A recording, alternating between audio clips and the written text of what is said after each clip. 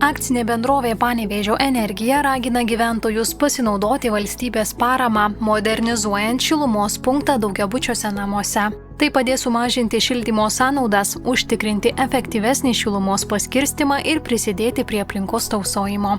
Gyventojai svarstantys apie daugiabučių atnaujinimą kviečiami teikti paraiškas valstybės paramai pagal mažosios renovacijos programą. Daugiabučių namų vidaus šildymo ir karšto vandens sistemoms modernizuoti paraiškos priimamos iki šių metų Liepos 23 dienos per aplinkos projektų valdymo agentūros informacinę sistemą APFIS.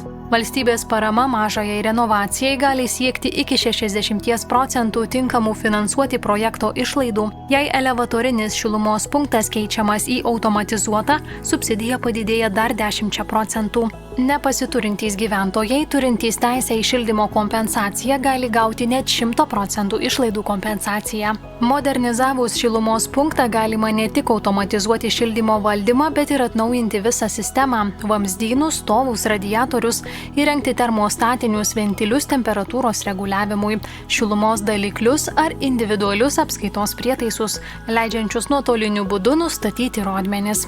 Taip pat finansuojamos karšto vandens sistemų pertvarkymo ir susijusių elementų keitimo išlaidos.